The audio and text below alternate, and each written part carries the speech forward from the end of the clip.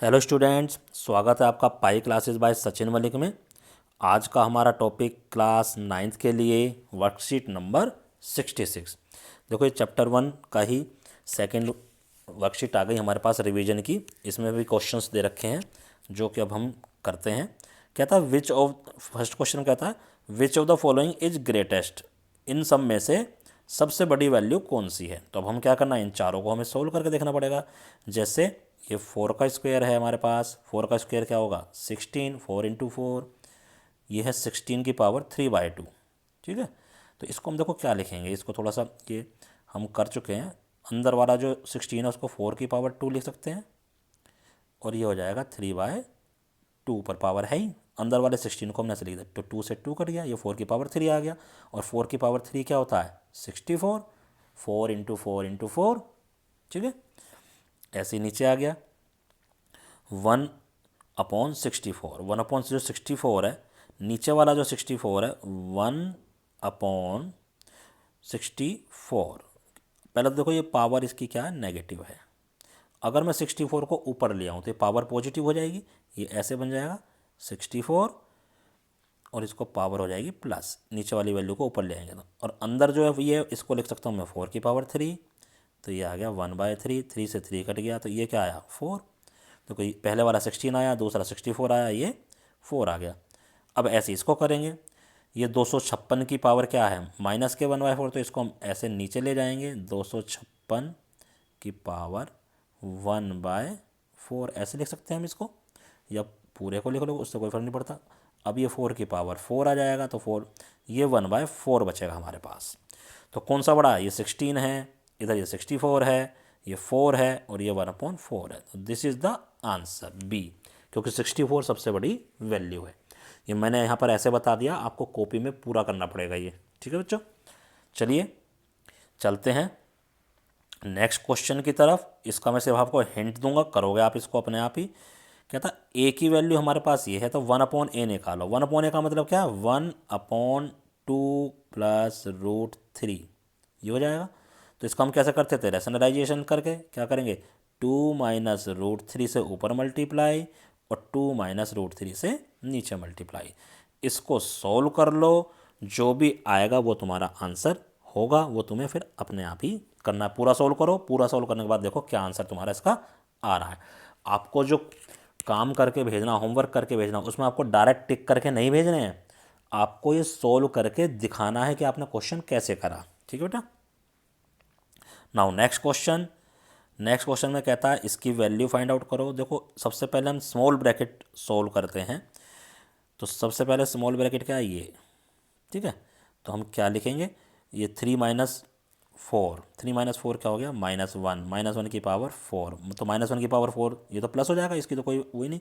तो 4 को जब +1 से मल्टीप्लाई करोगे फिर अंदर से 3 - 1 रह गया, ओ सॉरी 3 - 4 रह गया। ये वाला 3 - 4 ये तो +1 बन गया, इसकी तो कोई जरूरत नहीं पड़ी। अब ये बचा 3 - 4, इसकी पावर क्या है 3। तो 3 - 4 यानी कि -1, और -1 की पावर क्या हो गई 3, ओड वैल्यू आ गई।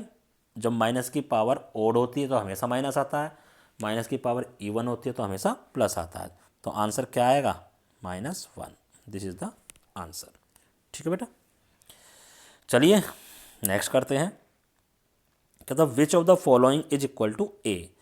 इनमें से कौन सी वैल्यू ए के इक्वल है, ये आपको बतानी है। इस क्वेश्चन को वैसे अपना आप ही आपको करना चाहिए।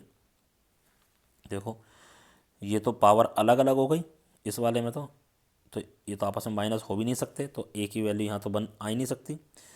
चलो इसमें देखते हैं, ए की वैल्यू 4/3। ठीक है ना। अब ये जो 12 है ये भी ऐसा हो जाएगा, इसको हम ऐसे लिख सकते हैं ए की पावर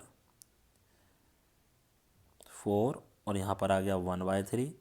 ये साइड का निशान हटाऊंगा तो ये पावर है ऐसे हो जाएगी 1/12। तो इसको अंदर मल्टीप्लाई करेंगे 1/36, यानी ए की पावर आ गई 4/36। ये नहीं होगा। चलो जी इसको करते हैं।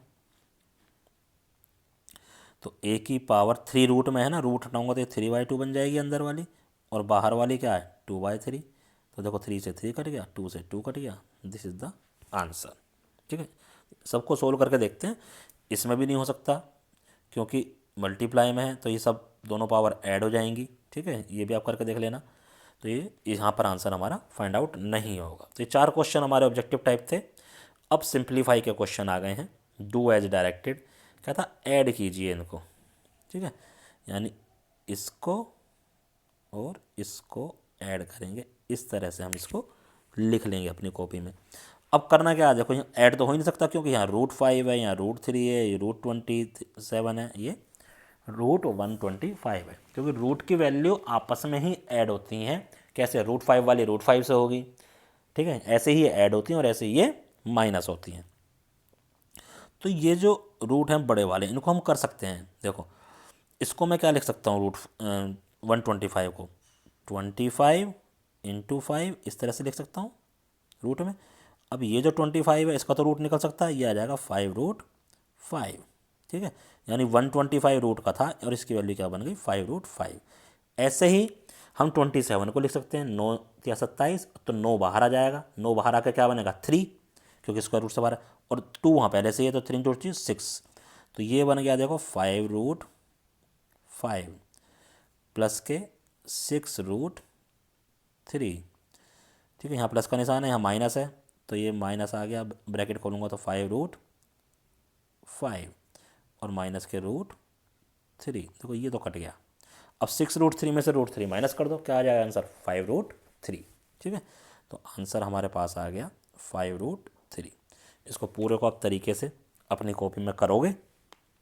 चलिए नेक्स्ट क्वेश्चन, कहता अब इनको ऐड करो, एक ब्रैकेट में ये हैं और एक ब्रैकेट में ये हैं, ठीक है, तो इनको ऐड करो, तो ये तो सब अपनी नॉमिनल फॉर्म में ही है, तो सिर्फ -11 और -11 आपस में ऐड हो जाएंगे, बाकी सबको एज इट इज़ हम लिख देंगे, यानी √7 भी एज इट इज़ रहेगा, √5 भी एज इट इज़ रहेगा, √13 भी, सिर्फ माइनस के √11 और माइनस के √11 ये आपस में ऐड हो, क्योंकि दोनों ही माइनस के हैं तो ये ऐड होकर माइनस के 2√11 आ जाएगा, बाकी कुछ नहीं।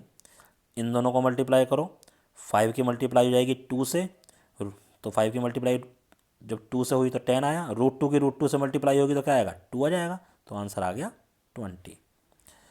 इसकी मल्टीप्लाई बाय 3 से करो, जब 3 से मल्टीप्लाई करोगे 3 को दोनों से मल्टीप्लाई करना पड़ेगा, 3 को -3 से भी मल्टीप्लाई करना पड़ेगा, ठीक है, और 3 को √5 से भी मल्टीप्लाई करना पड़ेगा। जब -3 से करोगे तो -9 प्लस के 3√5, ये तुम्हारा आंसर इसमें आ जाएगा।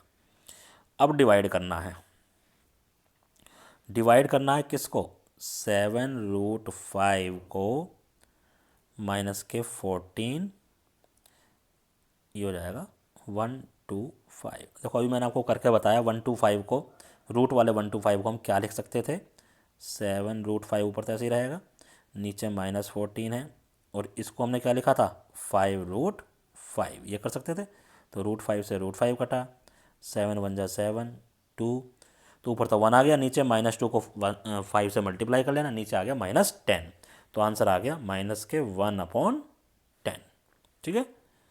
चलो जी, 5th क्वेश्चन हमारा कंप्लीट हुआ।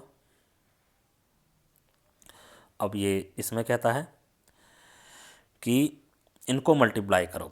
अब देखो ध्यान से देखो, दोनों बिल्कुल सेम है, सिर्फ प्लस और माइनस का ही डिफरेंस है, तो यहाँ पर हमारी इक्वलिटी लग जाएगी।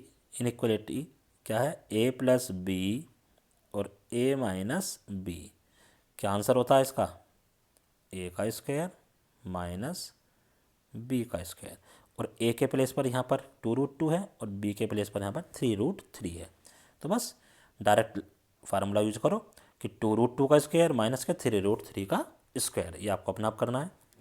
इसमें a - b² ये फार्मूला लग जाएगा, इसमें a + b², ये फार्मूला लग जाएगा, और ये आपको आपस में मल्टीप्लाई करना पड़ेगा, इसमें कोई फार्मूला हमारे पास नहीं लगेगा।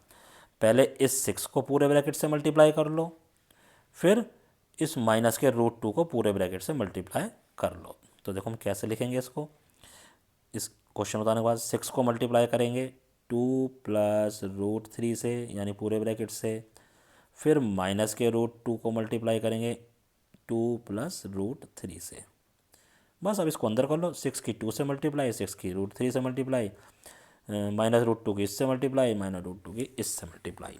अगर उसके बाद भी कुछ सोल्व होता है तो कर लेना, अदरवाइज नहीं करने की ज़रूरत है। अब देखिए ये आ गया हमारे पास क्वेश्चन। कहता है रूट 3 की पावर x और 3 की पावर 7। देखो रूट 3, जब 3 के ऊपर से रूट हटाएंगे तो ऊपर 1/2 लग जाता है, और 1/2 x से मल्टीप्लाई होगा तो 3 की पावर x अपॉन 2 बन गया इधर। रूट 2 का मतलब क्या था 1/2, और 1/2 की पावर से पावर मल्टीप्लाई हो जाती है। यानी अगर तुम इसको सीधे सीधे लिखो तो पहले ऐसे लिखोगे 3 की पावर 1/2 की पावर x, यानी 1/2 रूट की जगह आ गया। अब इन दोनों को मल्टीप्लाई करोगे तो 3 की पावर x/2 और इक्वल टू 3 की पावर 7। देखो बेस सेम है हमारा, यहाँ भी 3 यहाँ भी 3, तो पावर भी सेम होंगी, यानी x + 2 = 7। क्रॉस मल्टीप्लाई करोगे x की वैल्यू आ गई 14।